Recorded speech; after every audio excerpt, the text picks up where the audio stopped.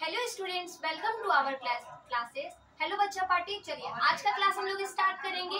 ये हमारा first class होगा आईआरसी पेपर के ऊपर, जो कि आईआरसी फिजिक्स है। ठीक है, सेमेस्टर 2 आईआरसी फिजिक्स का ये फर्स्ट लेक्चर होगा, जो कि हम लोग आज पढ़ेंगे। ठीक है, सबसे पहले हम आप लोग को बता दें कि आप लोग को क्या पढ़ना है। इंटरफेरेंस के बारे में पढ़ना है, डिफरेंस के बारे में पढ़ना है, एम्पलीट्यूड, वेव फ्रंट, ये छोटे छोटे टॉपिक्स है जिसके बारे में आप लोगों को पढ़ना है। ठीक है, अब आपको तो पता है कि आजकल देखिए ऑनर्स का पेपर हमको लगता है ज्यादा इजी हो गया है एज कम्पेयर टू जेनरिक का पेपर। जेनरिक का पेपर एकदम भर भर के बोलते ना दे देना, पूरा एकदम लोड करके दे दिया गया है। क्यों दे दिया गया है? ताकि बच्चा जेनरिक को इजी वे में ना ले और प्रॉपर तरीके से अब आप लोग जो ग्रेजुएशन करके प्रॉपर तरीके से निकलिएगा ना, रियल मायने में एक प्रॉपर ग्रेजुएशन कहलाएगा, क्योंकि आपको अलग अलग तरह के सब्जेक्ट्स का सामना करना पड़ेगा। ठीक है, अभी भी आप देख ही रहे होंगे, कर ही रहे होंगे, तो अब परेशान नहीं होना है। आपको हमारे चैनल पे हर चीज अवेलेबल मिलेगी। तो जेनरिक से लेके आपकी जो भी कॉमन पेपर्स हैं आप उसका भी देख रहे होंगे। ठीक है, तो चलिए हम लोग क्लास को स्टार्ट करते हैं। हमारा जो फर्स्ट लेक्चर होगा वो इंटरफेरेंस चैप्टर के ऊपर होगा, जहाँ से आपके एग्जाम में 2 क्वेश्चन आने हैं और वो वेरी वेरी इंपॉर्टेंट होंगे। ठीक है, शॉर्ट्स में भी और लॉन्ग में भी, तो दोनों तरीके से ये हमारा इम्पोर्टेंट होगा। तो चलिए इसको हम लोग थोड़ा देखते हैं कि ये हमारा क्या है और इसको थोड़ा समझते हैं। ठीक है, ठीक है,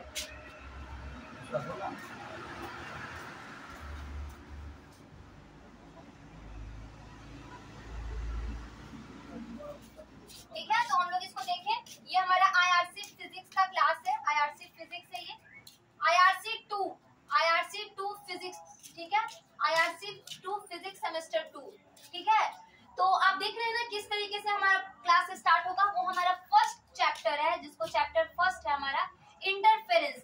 क्योंकि आप लोग का एग्जाम बहुत ज्यादा नियर है, इसलिए हम लोग to the point important questions करेंगे और बहुत अच्छे से करेंगे। क्योंकि अभी फिलहाल में ही आप लोग सब्जेक्ट सिलेक्ट किए हो, तो आपका एग्जाम अभी टाइम है, क्योंकि अभी बीबीयू का होगा तब आप लोग का होगा।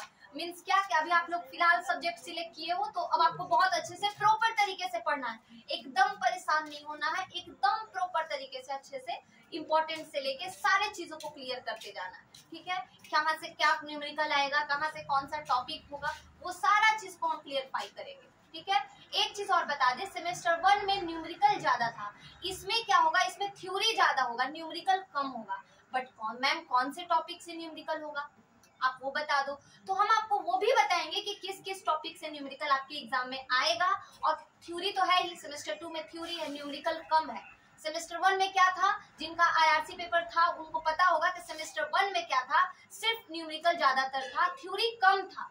इस बार जस्ट अपोजिट कर दिया गया है। ठीक है, तो इस चीज को दिमाग में रखना है और आपको पता होना चाहिए कि आपको करना क्या है, कैसे करना है, पैटर्न क्या है, तरीका क्या है, वो सब चीज क्लियर होना चाहिए, जो कि अभी हम बताने जा रहे हैं। आपको पढ़ना क्या है, कैसे एग्जाम में क्वेश्चंस आएंगे, वो चीज बहुत इंपॉर्टेंट है। पढ़ना, पढ़ने का मतलब ये नहीं है कि जैसे तैसे पढ़ते गए कोर्स कंप्लीट कर दिए, जी नहीं। पढ़ने का मतलब एक प्रॉपर तरीके से, एक अच्छे से, एक सीक्वेंस में पढ़ना, ताकि एग्जाम तक हम उसको लेकर जा सकें। तो हम आप लोग के साथ वो चीज को करते हैं। ठीक है, हमारा आईआरसी 2 फिजिक्स, क्योंकि ये सेमेस्टर 2 है इसलिए आईआरसी पेपर सेकेंड होगा ये आपका। ठीक है, इंटरफेरेंस। और एक चीज और बता दे, अभी 2 आईआरसी पेपर हो गया है ना, आपको सबको पता है कि 2 आईआरसी पेपर करके है। तो एक आईआरसी पेपर आप अपने अकॉर्डिंग, और ये दूसरा फिजिक्स है। तो आप देखोगे चैप्टर क्या है, इंटरफेरेंस। हम लोग आईआरसी फिजिक्स, ये बीबीएमक्यू की क्लास है, इंटरफेरेंस के बारे में हम लोग पढ़ेंगे। इंटरफेरेंस क्या होता है, तो देखिए बच्चा लोग, इंटरफेरेंस का मतलब होता है किसी, इंटरफेयर नहीं, इंटरफेरेंस का मतलब होता है किसी भी चीज को मतलब क्या, वेव को 2 पार्ट में डिवाइड कर देते हैं। अब वेव क्या होता है वो भी हम लोग देखेंगे। इंटरफेरेंस का मतलब क्या होता है, डिवीजन ऑफ, पहले यहाँ पे देखते हैं, डिवीजन ऑफ कोहेरेंट फोर्सेस।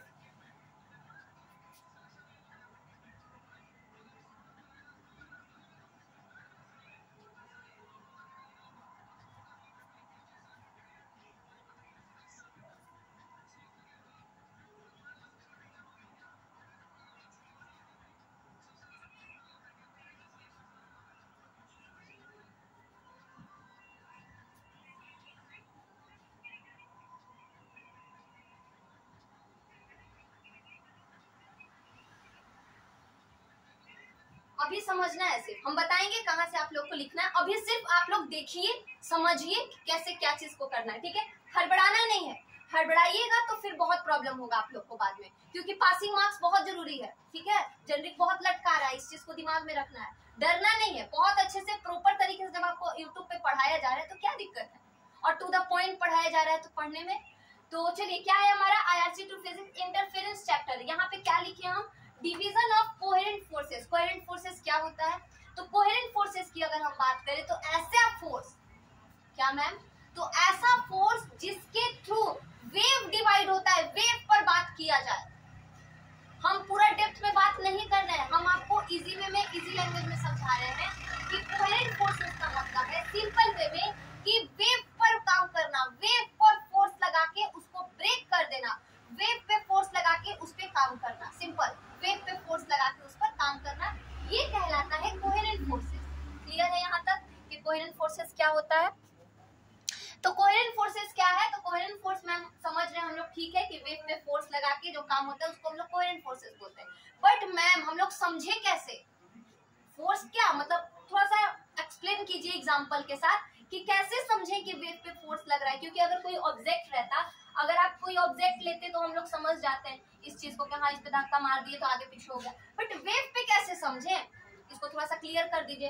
तो चलिए हम लोग उसको समझते हैं। उससे पहले थोड़ा एक स्ट्रक्चर हम आपके सामने बनाए, उसको थोड़ा देखिए। डिवीजन ऑफ कोहेरेंट फोर्सेस, जिसको हम बोल रहे हैं वेव पे काम करना, ये जो है दो पार्ट में डिवाइड है। फर्स्ट क्या है, डिवीजन ऑफ एम्पलीट्यूड, और दूसरा क्या है, डिवीजन ऑफ वेव फ्रंट। जब हम लोग वेव पे फोर्स लगाएंगे तो वो क्या हो जाएगा, मीन्स क्या कि जब हम लोग कुछ काम कर रहे होते हैं, सपोज अगर ये पेन है, जस्ट एग्जांपल, ये पेन है, क्लियर है, हम जब इस पेन पे फोर्स लगाएंगे, हम जब इस पेन को फोर्स लगा के तोड़ेंगे तो ये क्या होगा, ऑब्वियस सा बात है मैम, ये पेन दो भाग में बढ़ जाएगा। ऑब्वियस सा बात है मैम कि ये पेन दो भाग में बढ़ जाएगा, एक इधर जाएगा और एक इधर जाएगा। ठीक वैसे ही कुछ होगा, क्या कि जब हम इस वेव पे फोर्स लगाएंगे, the source of force, the source of many external force, that is coherent force, when we apply coherent force in wave, then it will be divided into two parts. It will be divided into two parts. First part is what, division of amplitude, मतलब amplitude उसके amplitude के तौर पे divide होगा। दूसरा क्या होगा, division of wave front, उसके वेव फ्रंट पे डिवाइड होगा। ये तो रहा आपको ऊपर ऊपर घुमा दिए, ये हम लोग ऊपर ऊपर पढ़े। अब डेप्थ में पढ़ेंगे, डेप्थ में आखिर ये होता कैसे, बस एक आइडिया दिया आप लोगों को कि क्या ये स्ट्रक्चर कहता है और किस बेसिस पे मैंने ये बात आपको कहा। जब लैंग्वेज लिखेंगे तो और अच्छे से क्लियर करेंगे। तो अभी हम लोग यहाँ पे बस एक स्ट्रक्चर आइडिया लिए कि हाँ ये क्या है, कैसे है, क्यों है। यहाँ से आपको आइडिया मिल गया होगा कि हम लोग को यहाँ पे पढ़ना क्या है और समझना क्या है। Keep it up। तो इस तरीके से आपको यहाँ पे देखना है कि हाँ ये यहाँ से ये चीज समझ में आ गया। और हम लोग डेप्थ में बात करेंगे, थोड़ा डेप्थ में कि आखिर कैसे इस पे फोर्स लगा, कैसे ये डिवाइड हुआ, और उस डिवाइड होने पे मेन उसका कैसे, अगर हम डिवीजन ऑफ एम्पलीट्यूड का डेफिनेशन लिखेंगे तो मेन क्या रोल करता है उसमें, डिवीजन ऑफ वेव फ्रंट में मेन रोल किसका होता है, उस चीज को हम लोग यहाँ पे पढ़ना। और ये एग्जाम में आपका वेरी इंपॉर्टेंट क्वेश्चन, एग्जाम में आपका वेरी इंपॉर्टेंट क्वेश्चन है, डिवीजन ऑफ एम्पलीट्यूड और डिवीजन ऑफ वेव फ्रंट।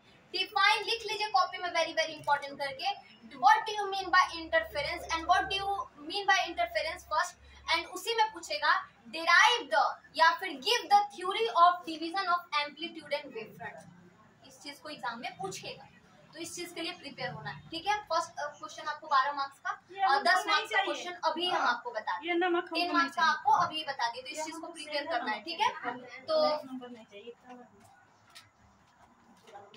तो इस चीज को आपको प्रिपेयर करना है, ठीक है, कि डिवीजन ऑफ एम्पलीट्यूड और डिवीजन ऑफ वेव फ्रंट किस तरीके से होगा। समझ में आ रहा है हम क्या कहना चाह रहे हैं, हम बस यही कहना चाह रहे हैं कि यहाँ से क्वेश्चन आपको डिफाइन करने देगा, what do you mean by interference and how, ये भी एक क्वेश्चन शॉर्ट में पूछता है, how it will divided into two parts.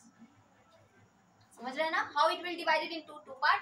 तो ज्यादा चांसेस है किसका पूछने का, कि what do you mean by interference and give the theory of, give the derivation of division of amplitude and division of wave front. Theory और derivation में difference है, ठीक है। थ्योरी जो नॉर्मली लिख रहे हैं और डेरिवेशन मतलब उसमें डिराइव कर रहे हैं, मैथमेटिकल टूल्स जिसमें यूज होगा, ठीक है। तो ये एक आइडिया मिला आपको। और हम लोग देखते हैं कि किस तरीके से कोहेरेंट फोर्स का डिवीजन होता है वेव पर, वेव किस तरीके से काम करता है। तो इस चीज को थोड़ा क्लियर करें। अभी आप लोग को नोट नहीं करना है, मीन्स इस लेक्चर में आपको सिर्फ समझना है, इस लेक्चर में क्या करना है, सिर्फ समझना है और प्रॉपर तरीके से आपको नोट्स के लिए हम हैं, नोट्स के लिए हम हैं, डोंट वरी। हम जब कर रहे हैं काम तो नोट्स के लिए हम हैं, तो इस चीज को हम लोग देखेंगे, ठीक है। तो परेशान नहीं होना है आपको, ठीक है। तो इसलिए नोट्स के लिए आपको सिर्फ समझने पे फोकस करना है, परेशान हड़बड़ाइए मत कि एग्जाम आ जाएगा ये वो, नहीं। मुश्किल से ज्यादा लेक्चर नहीं जाने वाला है, बहुत अच्छे से यूट्यूब पे क्लास हो रहा है, उसको कीजिए। नोट्स हम देंगे, ये बस इंट्रोडक्शन क्लास, कल के क्लास के बाद से हम लोग लिखना स्टार्ट करेंगे, अभी बस समझना है सारी चीजों को। तो मैंने क्या कहा कि इंटरफेरेंस का डिवाइड हो रहा है, चलिए ठीक है, ये चीज हम लोग देखे थे। एक चीज हम आपको बता दें कि क्या था वेव। वेव क्या होता है, अगर हम आपसे पूछे तो आप क्या कहिएगा? वेव क्या होता है? मम्मी फ्रिज बंद कर दीजिए। वेव क्या होता है बताइए, तो हम आपसे पूछेंगे, बताइए वेव क्या है। वेव का तो हिंदी सिंपल सा बात है, तरंग होता है। वेव का हिंदी क्या होता है? तरंग होता है, ठीक है। बट हम वेव के बारे में अगर ज्यादा डेप्थ में जानना चाहें तो वेव का मतलब क्या होता है, तो द डिस्टर्बेंस, डिस्टर्ब जो करता है, source of disturbance, source of disturbance,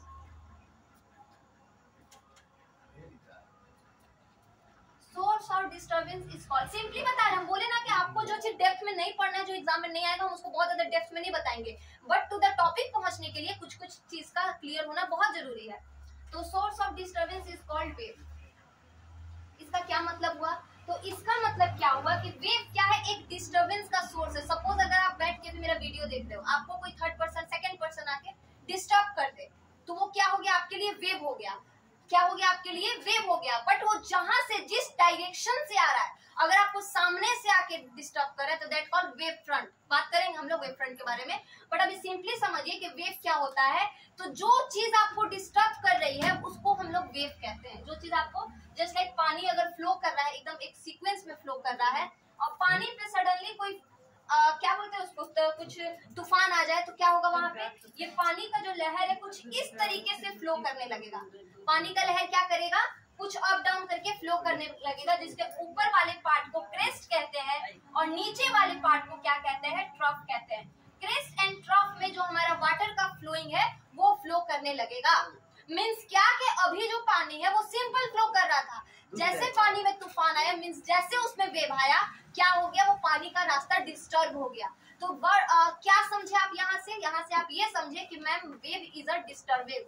wave क्या है? एक डिस्टर्बेंस है, एक सोर्स है डिस्टर्बेंस का, बोल सकते हैं जरिया है डिस्टर्बेंस का, ठीक है। यहाँ तक ये चीज क्लियर हुआ। वेव क्लियर बहुत होना बहुत जरूरी है, ठीक है। तो वेव यहाँ से क्लियर हुआ मैम। अब आप बात करिए मैम कि किस तरीके से डिस्टर्बेंस होगा इस पे कोहेरेंट फोर्स। अगर सडनली हम इस पे बहुत ज्यादा फोर्स लगा दे, एक्सटर्नल फोर्स अप्लाई कर दे इस वेव पर, सिंपल सा एक फ्लोइंग वाटर है, वाटर फ्लो कर रहा है नदी में, जनरली तालाब में, नदी में तो इस टाइप से फ्लो करते रहता है, बट जनरली अगर किसी तालाब में पानी फ्लो कर रहा है, उसमें उछाल आ जाए, तो मीन्स क्या, अगर उसमें सडनली बहुत ज्यादा फोर्स लगे तो क्या होगा? वहां पे बहुत ज्यादा सोर्स ऑफ एक्सटर्नल फोर्स जो अप्लाई होगा, that means coherent force apply होगा। तो ये वेव जो होगा दो पार्ट में डिवाइड हो जाएगा। हम अभी पेन का एग्जांपल लिए ना कि जब हम इस पेन को तोड़ेंगे तो क्या होगा? ये दो पार्ट में डिवाइड होगा। एक हमारा कहलाएगा डिवीजन ऑफ एम्पलीट्यूड, एक हमारा क्या कहलाएगा? डिवीजन ऑफ एम्पलीट्यूड, और दूसरा हमारा कहलाएगा डिवीजन ऑफ वेव फ्रंट। ठीक है मैम, यहाँ तक हम लोग समझ गए कि डिवीजन ऑफ, आप जो वेव पे फोर्स लगा रहे हो, वो फोर्स के कारण हमारा जो वेव होगा, ये जो वेव होगा वो क्या होगा? इस तरीके से, ठीक है, ब्रेक करके फ्लो करने लगेगा, ब्रेक कर जाएगा। तो इसके ब्रेक करने का मतलब ये नहीं है कि ये वेव टूट जाएगा। इसके ब्रेक करने का मतलब ये है कि ये पेन में तो हम आपको समझाएं कि जब इस पे फोर्स लगाएंगे तो ये टूटेगा, तो दो पार्ट में। यहाँ पे उस चीज को ये मत समझिएगा कि इसको तोड़ देंगे बीचों बीच, जी नहीं। यहाँ पे कहने का मतलब ये है कि जब हम कुछ काम करते हैं तो पॉजिटिव थिंकिंग, नेगेटिव थिंकिंग, दो थिंकिंग आती है ना। इसका मतलब ये तो नहीं कि हमारा दिमाग कोई मार के पूरा फोड़ दिया है, ऐसा कुछ तो नहीं होता है। तो यहाँ पे भी क्या होगा कि जब वेव पे फोर्स लग रहा है, एक्सटर्नल फोर्स लग रहा है, तो ये वेव क्या करेगा? ये वेव क्या करेगा? तो सिंपल सा बात है मैम, ये वेव क्या होगा? दो पाथ में डिवाइड हो जाएगा, दो पाथ में डिवाइड हो जाएगा। दो पाथ में डिवाइड होने मतलब दो पाथ, दो काम यहाँ पे दिखेगा हम लोग को। तो दो काम क्या दिखेगा यहाँ पे? पहला दिखेगा कि किस तरीके से उसका एम्पलीट्यूड बढ़ रहा है, घट रहा है। देखिए कैसे, जब हम इस पे बहुत ज्यादा पानी में तूफान आएगा तो पूरा जोर से उछलेगा, फिर नीचे जाएगा, फिर उछलेगा। दैट मीन क्या, ये क्या डिनोट करता है, ये डिनोट करता है आपके मतलब वाटर के एम्पलीट्यूड का, आपके वाटर के एम्पलीट्यूड को डिनोट करता है, ठीक है। और जब ये क्या करेगा, जब ये जो फ्लो करते करते एक सीक्वेंस में फ्लो करके रुक जाएगा, मींस क्या कि जब ऊपर गया फिर नीचे आके फिर ऊपर जाकर सेम सीक्वेंस में जाने लगेगा और सामने से उस जहां से टकरा रहा है उसी को तोड़ देगा, ये उस चीज को बोलते हैं यहाँ पे वेव फ्रंट।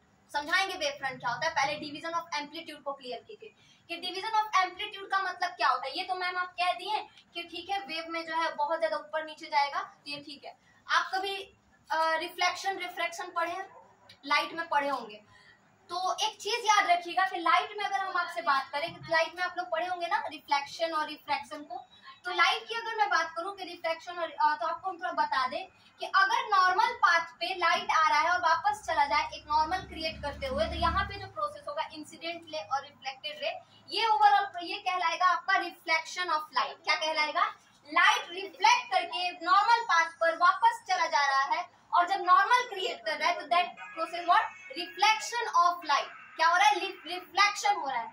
बट यही लाइट कुछ रूल को अपना ले और यही लाइट कुछ रूल के अकॉर्डिंग, मतलब कुछ रूल है उस रूल को फॉलो कर दे, तो यही कहलाता है आगे जाके रिफ्रैक्शन।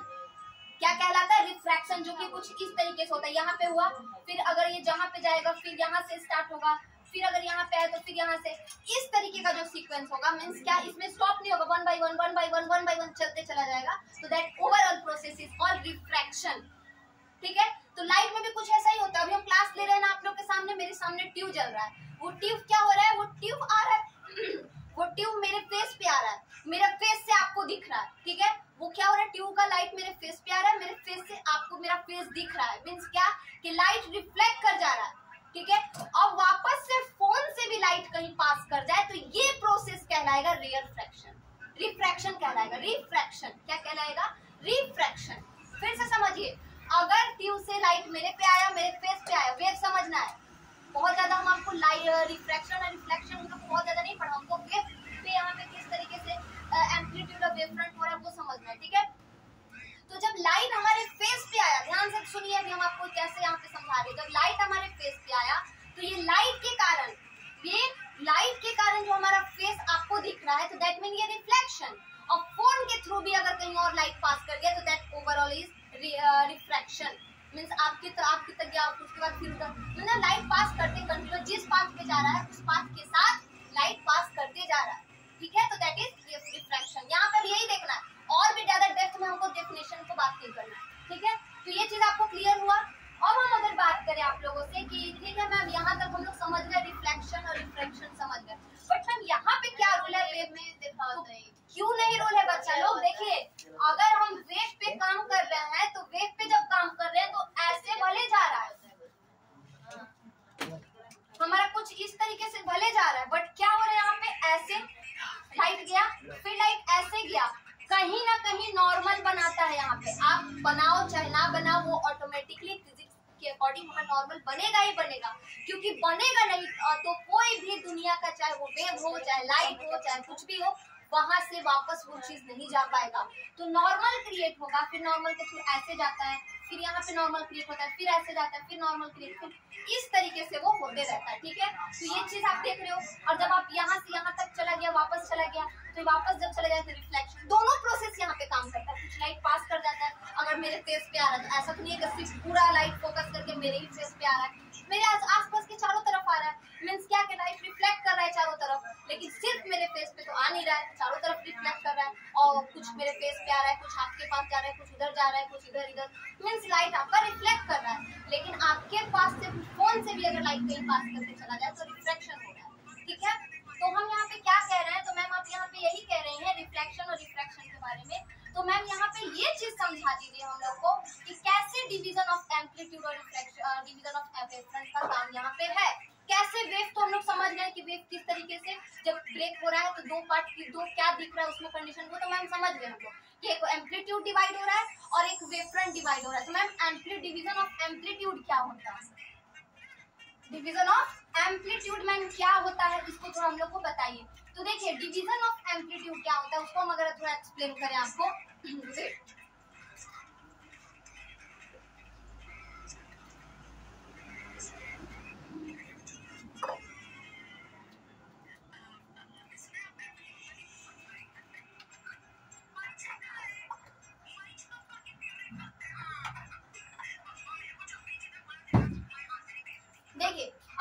डिवीजन ऑफ एम्पलीट्यूड की बात करें तो डिवीजन ऑफ एम्पलीट्यूड में क्या होगा, डिवीजन ऑफ एम्पलीट्यूड में क्या होगा, पार्शियली मतलब एक एक करके पार्शियली रिफ्लेक्शन होगा, मतलब एक एक करके वेव पे जितने पार्टिकल्स है सबका रिफ्लेक्शन होगा, मींस वेव का एक एक चीज पे रिफ्लेक्शन होगा।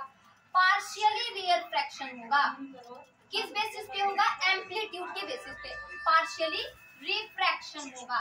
अब इसमें क्या होगा मैम, इसमें थोड़ा सा एक स्ट्रक्चर आइडिया दे दीजिए। तो देखिए सपोज ये नॉर्मल सरफेस है, इस पे लाइट आया, नॉर्मल क्रिएट किया, वापस चला गया, ठीक है। यहाँ पे आपको ऑब्जेक्ट दिख रहा है, यहाँ पे आप मान लीजिए यहाँ पे आंख बना हुआ दिख रहा है, यहाँ से लाइट आके वापस आपको दिख गया सरफेस, ठीक है। ये चीज तो हुआ। यहाँ पे मान के चलते बीम ऑफ लाइट है, यहाँ पे मान लेते हैं लेंस है, मतलब आंख है जो देख रहा है हम लोग को, क्लियर है। अब क्या हो रहा है इसी में देखिए, ये तो रिफ्लेक्शन हुआ ना, अब क्या हो रहा है, यही बीम ऑफ लाइट वापस से क्रिएट करके इस तरीके से, यहाँ पे खत्म हुआ था ना, तो यहाँ से क्रिएट करके ऐसे जाएगा, तो यही बीम ऑफ लाइट वापस से अगर रिफ्रैक्ट कर जाए, यही क्या कर जाए, एक एक करके ये लाइट चारों तरफ रिफ्लेक्ट कर जाए, पूरे प्लेसेस, हम क्या बताएं अभी आपको, यहाँ आया फिर ऐसे ऐसे करके यही लाइट ना रिफ्लेक्ट कर रहा है, तो यही लाइट अगर पूरे तरीके से रिफ्लेक्ट कर जाए पार्शियली, तो ये जब हम लोग क्या देखेंगे कि पार्शियली रिफ्लेक्ट कर जाए तो वो तो रिफ्रैक्शन कहलाता है। तो ये ओवरऑल जो काम हो रहा है ना एम्पलीट्यूड पे, एम्पलीट्यूड क्या होता है, the maximum height of crest, the maximum height of crest का, ये क्रेस्ट मतलब जो ऐसे ऊपर जाता है वेव का डायरेक्शन जब ऊपर जाता है तो उसको क्रेस्ट बोलते हैं, मतलब ये वाले पार्ट को, और नीचे जाता है तो ट्रफ बोलते हैं।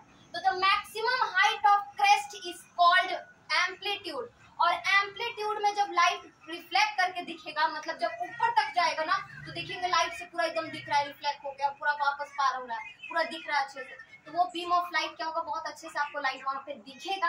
कंफ्यूजन होगा तो पूरा पूछना है आपको कमेंट सेक्शन में। तो लाइट क्या होगा, बीम ऑफ लाइट पूरे तरीके से रिफ्लेक्ट करके एक हाईएस्ट एम्पलीट्यूड के तौर पे काम करेगा, जिसको हम लोग डिवीजन ऑफ एम्पलीट्यूड कहेंगे। डिवीजन ऑफ एम्पलीट्यूड आइडिया मिला क्या होता है, तो डिवीजन ऑफ एम्पलीट्यूड कुछ नहीं होता है, मैक्सिमम हाइट में पहुंचे क्रेस्ट को, वेव के मैक्सिमम हाइट में पहुंचे क्रेस्ट को जब पार्शियली रिफ्लेक्ट और रिफ्रैक्ट करवा देते हैं एक नॉर्मल पाथ सरफेस पे, जो वन बाय वन करके, डिपेंड नहीं करता आप सरफेस लिए हो, फिर उसके बाद भी होते रहना चाहिए, मतलब जब तक वो बीम ऑफ लाइट प्रेजेंट है, मतलब जब तक वो लाइट बोलते हैं ना, जब तक हमको भूख लगा है तो देखते हैं ना हम लोग अपना खाना खा के दूर नहीं, जिसके पास है उसके अपना खा लेते पहले, फिर जो सामने वाला खा रहा है उस पर भी नजर डालते हैं, जब तक उसका खत्म नहीं हो जाता वहां से जाते नहीं है। ऐसा आप देखे होंगे कभी कभी किसी घर में। तो अगर वैसे यहाँ पर भी है, बीम ऑफ लाइट जब तक ये रिफ्लेक्ट करे, रिफ्लेक्शन तो एक बार हो गया, अब ये तब तक रिफ्रैक्ट करेगा जब तक ये बीम ऑफ लाइट सबसे नीचे दिखना बंद ना हो जाए, अंधेरा जैसा ना नीचे दिखने लगे, तो ये पूरा क्या हो जाएगा, पार्शियली, इसी को बोलेंगे पार्शियली रिफ्लेक्ट कर गया और पार्शियली रिफ्रैक्ट कर गया, ठीक है। तो इस ओवरऑल प्रोसेस को बोलते हैं डिवीजन ऑफ एम्पलीट्यूड। क्लियर हुआ डिवीजन ऑफ एम्पलीट्यूड, शॉर्टली समझ में आया, ये बताइए। तो डिवीजन ऑफ एम्पलीट्यूड क्या होता है, तो डिवीजन ऑफ एम्पलीट्यूड कुछ नहीं मैम, डिवीजन ऑफ एम्पलीट्यूड का मतलब होता है एक हाईएस्ट एम्पलीट्यूड, हाईएस्ट क्रेस्ट जो मैक्सिमम हाइट पे जाता है, वो जब वापस से रिफ्लेक्ट करके नीचे की ओर जाता है, वो तब तक नीचे जब तक ऊपर वाले का उस पे इफेक्ट ना रहे, तब तक वो जाता है। इस ओवरऑल प्रोसेस को कहेंगे मैम कि हाँ यहाँ पे पार्शियली रिफ्लेक्शन और पार्शियली रिफ्रैक्शन हो रहा है। अंदर की बात बोलते हैं ना, अंदर की बात जानना सीखो, तो ये अंदर की बात देखें, ऐसे तो हम लोग क्या दिए, ऊपर गया फिर नीचे आया, ये तो क्या दिए सिंपल, लेकिन अंदर ऊपर नीचे हो क्या रहा है, तो ऊपर नीचे क्या हो रहा है, उसका रिफ्रैक्शन और रिफ्लेक्शन हो रहा है पूरा ऊपर तक, जब तक नीचे तक बोलते हैं ना, जब तक अभी एग्जांपल दिए ना आपको कि जब तक खत्म नहीं होगा हम जाएंगे नहीं, उस टाइप से रहता है। तो वही बीम ऑफ लाइट, मतलब जब तक ये लेंस का, जब तक ये लाइट का दिखना ना बंद हो जाए नीचे तक जाके सरफेस में, तब तक ये काम होते रहेगा। ये पार्शियली, इसी को बोलते हैं एक एक करके टुकड़ा में बांट देना, पुर्जा ढीला कर देना, तो पुर्जा लाइट का, वो पुर्जा वेव का खत्म हो जाता है। तो इसी को बोलेंगे हम लोग डिवीजन ऑफ एम्पलीट्यूड, मतलब वेव जो डिस्टर्बेंस है, वो जो पानी में डिस्टर्बेंस लाएगा वो पूरा ऊपर नीचे जाएगा, वो तब तक वो लहर ऊपर नीचे करेगा जब तक उसका धारी कम ना हो जाए, नॉर्मल ना हो जाए, मतलब रिफ्लेक्शन होते रहेगा पूरा हाइट तक जाके पूरा लोअर तक जाके। ये हो गया आपका डिवीजन ऑफ एम्पलीट्यूड, क्लियर हुआ। और मैम थोड़ा सा डिवीजन ऑफ एम्पलीट्यूड तो हम लोग समझ गए, डिवीजन ऑफ वेवफ्रंट क्या होता है। तो देखिए बच्चा पार्टी, जो लाइट बीम का जा रहा है ना, ये बीम ऑफ लाइट यहाँ तक तो समझ गए ना, ये बीम ऑफ लाइट का देखने का जो एबिलिटी है ना, क्षमता है ना, मीन्स एग्जाम्पल क्या कि इसी चीज को पूरे अच्छे से डिवाइड करेंगे, मतलब मैम मतलब ये कि जब हम यहाँ तक आए तो हमको कितना लाइट दिख रहा है, लेंस से कितना दिख रहा है, अच्छा खासा दिख रहा है, चलिए मैम ठीक है। फिर नीचे गए तो क्या हमको दिख रहा है, फिर नीचे गए क्या हमको दिख रहा है, इसी चीज को डिवीजन ऑफ वेव फ्रंट में कहा गया। मतलब क्या एग्जांपल आप ले सकते हैं डिवीजन ऑफ वेव फ्रंट का, कि लेंस के बारे में, लेंस की लाइट के बारे में, लेंस में मतलब कितना दूर तक हम उसमें देख सकते हैं, कितना ज्यादा उसमें मिरर वगैरह, कैसा मिरर आप लिए हो जाके लाइट रे आपका वो वेव रिफ्लेक्ट कर सके, रिफ्रैक्ट कर सके, दोनों प्रोसेस हो सके, उस चीज पे बात करेंगे। तो ये सारे चीज को आपको डिवीजन ऑफ वेव फ्रंट के बारे में जानना लिखेंगे हम लोग तो बहुत अच्छे से और क्लियर होगा। तो उम्मीद करते हैं कि आज के क्लास से आपको एक बेसिक आइडिया मिला हो कि आप लोग को पढ़ना क्या है और किस तरीके से देखना है सारी चीजें, ठीक है। तो आज का क्लास जस्ट इंट्रोडक्शन रहा है, कल के क्लास में हम लोग इस पे लिखेंगे, लिखना स्टार्ट करेंगे और 1 बाय 1 हम लोग चैप्टर्स को कंप्लीट करेंगे। 2 से 3 लेक्चर में आपका ये चैप्टर कंप्लीट हो जाएगा और बहुत प्रॉपर वे में हम लोग क्लास टू द पॉइंट बात करेंगे, ठीक है। तो चलिए तब तक के लिए बने रहिए हमारे चैनल के साथ और प्रॉपर वे में स्टडी कीजिए। तो फिर मिलते हैं आपसे, गुड नाइट, टेक केयर, जय हिंद।